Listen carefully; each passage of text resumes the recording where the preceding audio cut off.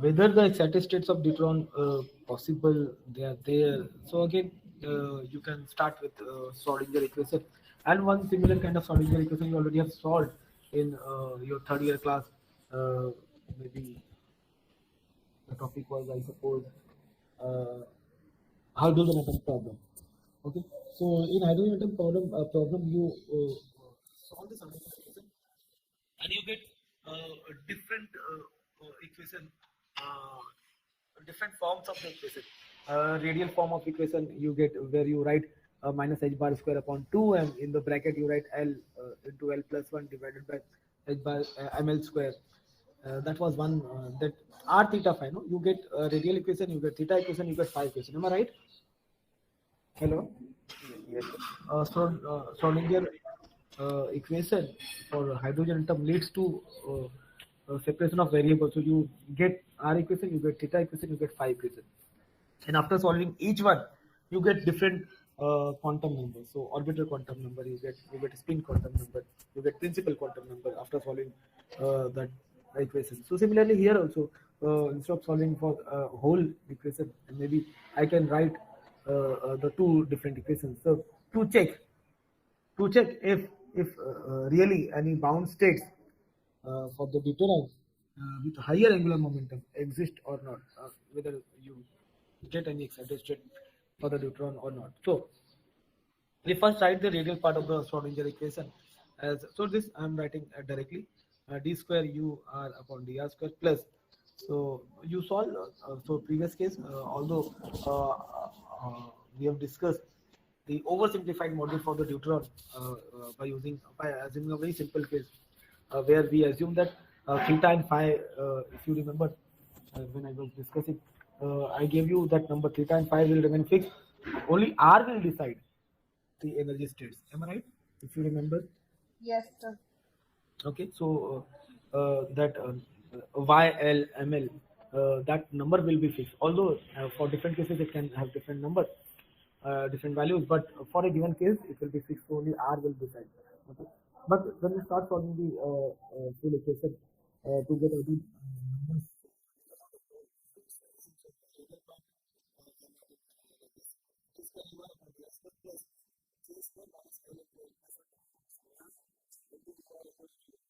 With this key is to write this plus E upon H bar square. Is that clear? Hello? Yes? Yes, sir. Yes. Okay. And this equation is valid for R less than or equal to R0. Here I am writing B. B is R0. Okay, that range. Okay, B is the range. Now, the same equation will take slightly different form when you are beyond that R0. So d square u r upon dr square minus, this is gamma square. Okay, what is gamma? Gamma is this number, this one. Minus 2m E0 upon h bar square. So this is gamma. Okay. So gamma square plus L into L plus 1 upon small r into u r equal to 0. So this equation is valid when the r is greater than that r0, the range of the neutron nucleus. Clear? Yes, yes. Okay. Now, the aim is to solve this equation. Now, I don't know by what method you have solved, or it was solved actually, or directly you arrive at the final solution. This can be solved by using operator method or Bessel function method. Bessel function method is a slightly lengthy solution. So here I will be using Bessel formalism only, but directly I will arrive at the solution, not detail. Have you all done this Bessel thing and D method, Runge-Kutta method in your mathematical physics? This method, at least how to solve the problems by using this method. I have not learned. If you're not learned, you can let me know so that towards the end, if I get time, I will at least solve So one. we have not got in detail. You're not okay. So, are you aware of the method how to solve the differential equation by using these methods? At least one problem have you done, or only theory you have done? Yes. So if you're not done, so towards the end of this semester, I may take 2 or 3 classes how to solve differential equation by using this method. Okay. So K you are aware of m into E0 minus E upon alpha square, gamma square. This is alpha square, but this is gamma square in our case. Me upon h bar square. Now, so the general solution of above equations can be obtained using Bessel formalism. So here I am writing the solution directly. U r equals to a is some number constant, J L K R 0, where this J L K R 0 is this pi upon 2 K R raised to half. Now how you get this number? You have to solve the Schrodinger equation by using Bessel formalism, and then only you will know how this number comes. So this number is now replaced by this this JLKR. Okay. So maybe same problem I will take to solve to study the Bessel formalism and how to solve the differential equation. But that will be the towards the end of the semester. Okay. So this is the solution for equation which was valid for r less than or equal to r0. Now solution of equation 2 for equation radial equation which was valid for uh, r greater than your r0. Solution is ur. So here you have the combination. So this is the real part, this is the imaginary part. So b again constant jl I alpha r plus ins uh, principal quantum number I alpha r.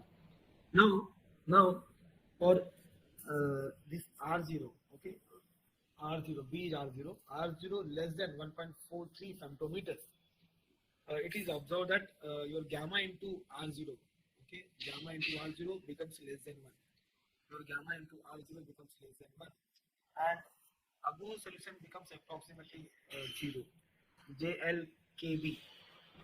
B is R0 becomes approximately. Just look at this thing, and then I will tell you what is the meaning of this JLKB approximately equal to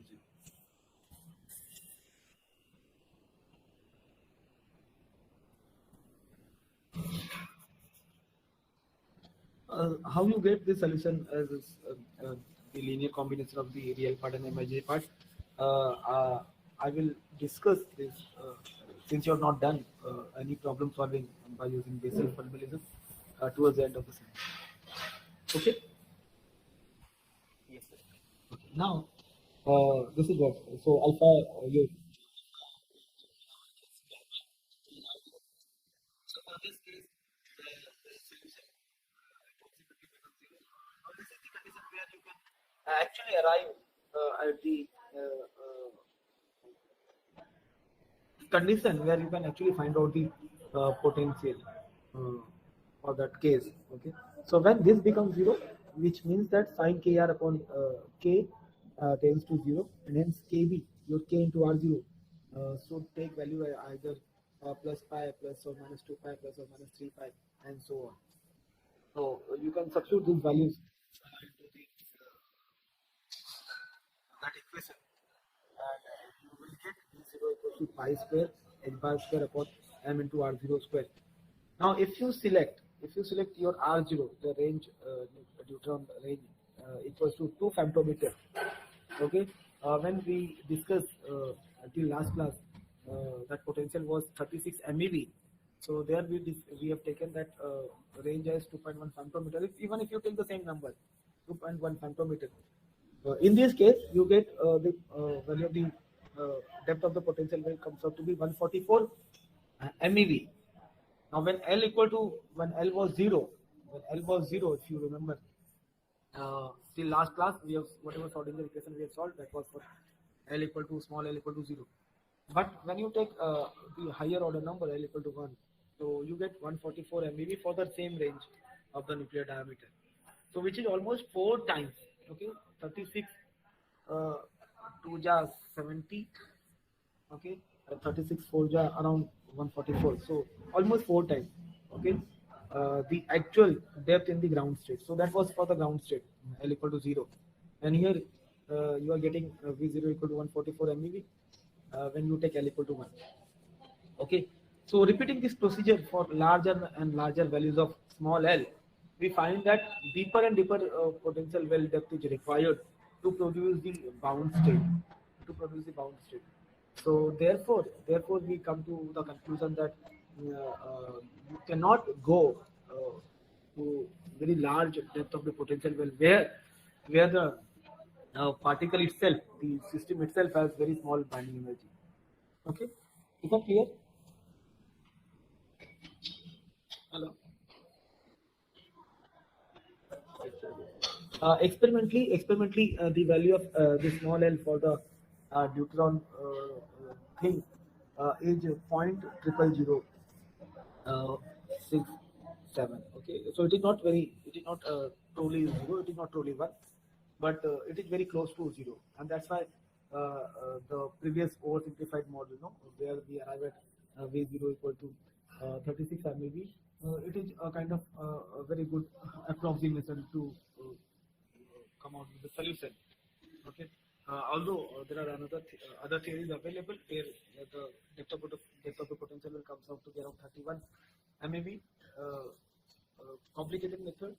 We have done a very oversimplified model of potential well. Okay, square potential well. Is that clear? Hello. Okay. Yes, sir.